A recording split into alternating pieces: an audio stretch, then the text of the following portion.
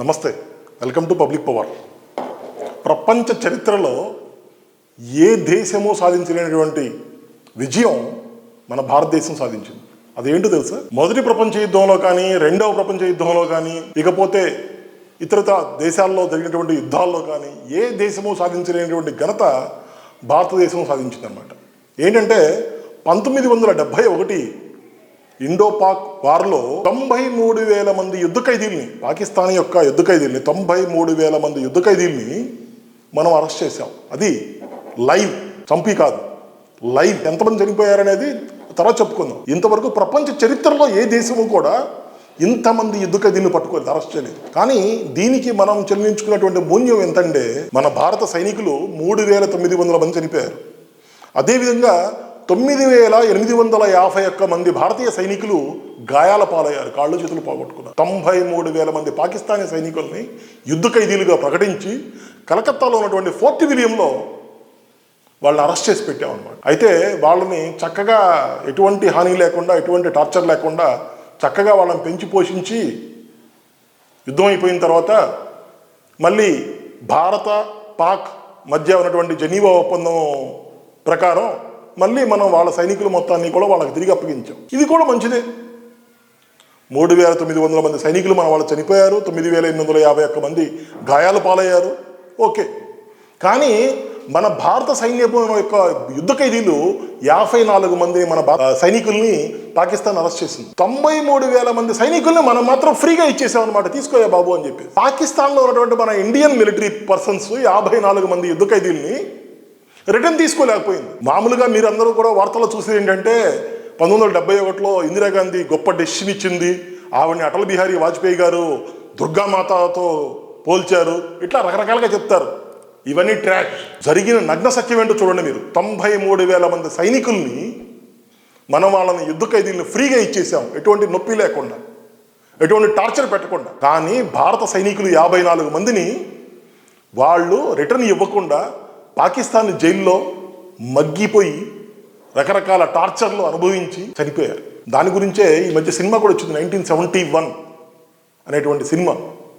Manoj Bajpayee picture హిందీలో ఉందన్నమాట. చూడండి, వారు పడుతున్నటువంటి కష్టాలు, వాళ్ళు పడుతున్నటువంటి నరకయాతన మీకు కొన్ని టెస్టిమోనియల్స్ నేను మీకు చూపిస్తాను, అవి చూడండి.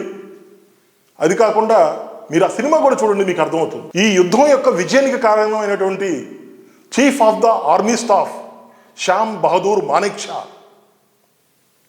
ఆయనకి పద్మశ్రీ, పద్మవిభూషణ్ అవార్డులు ఇచ్చారు.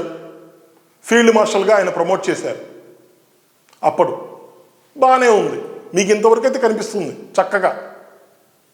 ఏది ఇంత పెద్ద విజయానికి కారణమైనటువంటి శ్యామ్ బహదూర్ మానేక్షాని ఇంత చక్కగా గౌరవించారని చెప్పేసి.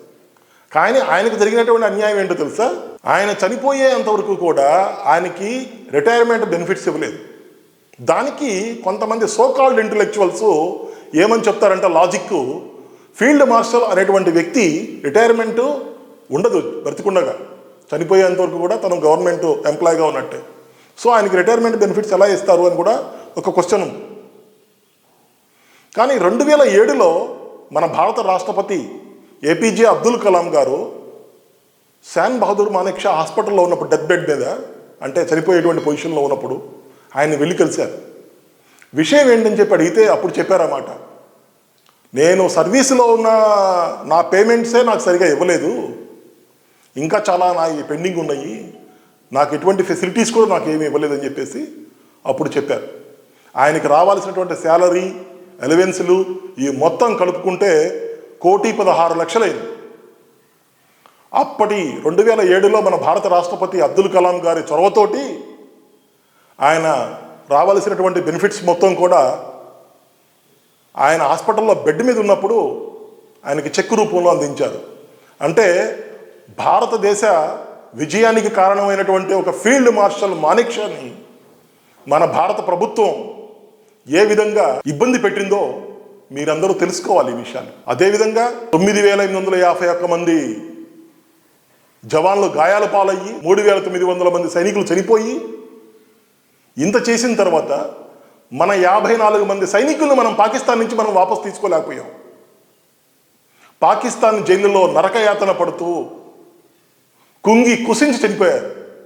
కానీ భారతదేశం మాత్రం ఏమాత్రం పట్టించుకోలేదు. 93,000 మంది సైనికులు చాలా గౌరవంగా, చాలా స్వాగత సంస్కారాలతోటి వాళ్ళని మాత్రం పాకిస్తాన్కి అప్పగించింది. జనరల్ మానేక్షా అంట ఇంటర్వ్యూ చేసేటప్పుడు అడిగారంట, మీరు కనుక పాకిస్తానీ సైన్యంలో కనుక ఉన్నట్టయితే, ఎందుకంటే 1947లో ఇండియా పాకిస్తాన్ విడిపోయేటప్పుడు చాయిస్ అడిగారన్నమాట, మీరు పాకిస్తాన్ ఆర్మీకి వెళ్తారా అని చెప్పారంటే, లేదు నేను ఇండియన్ ఆర్మీలోనే ఉంటానని చెప్పి. అయితే మానేక్షాని ఇంటర్వ్యూ చేసేటప్పుడు మీరు కనుక పాకిస్తాన్ ఆర్మీలో ఉన్నట్టయితే మీరు ఏం చేసేవాళ్ళు అని చెప్పి, నేను ఖచ్చితంగా పాకిస్తాన్ ఆర్మీని గెలిపించుకునేవాడిని అని చెప్పానంట.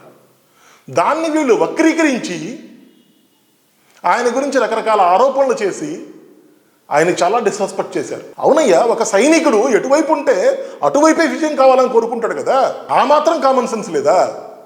కానీ మనకు కావలసినటువంటి కొంతమంది సో కాల్డ్ ఇంటలెక్చువల్ దాన్ని వక్రీకరించి ఆ ఫీల్డ్ మార్షల్ మానేక్షాని చనిపోయేంతవరకు కూడా సరైనటువంటి గౌరవం అందకుండా చేశారు.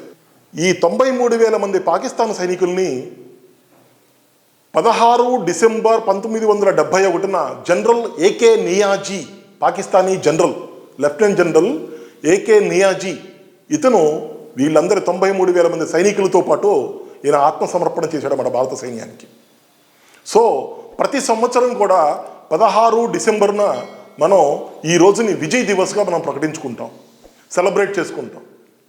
మనందరం కూడా ఈ భారత సైనికుల యొక్క బలిదానాలని 16 డిసెంబర్ రోజున, విజయ్ దివస్ రోజున వారి యొక్క బలిదానాలను గౌరవిస్తూ గుర్తిస్తూ వారందరికీ మనం కూడా శ్రద్ధాంజలి తెలుపుకోవాలని చెప్పేసి మనం అనుకుంటున్నాం. ఈ వీడియో కనుక మీకు నచ్చినట్టయితే లైక్ చేయండి, షేర్ చేయండి. ఇలాంటి మరెన్నో వీడియోల కోసం ఈ ఛానల్ సబ్స్క్రైబ్ చేయండి. Thank you.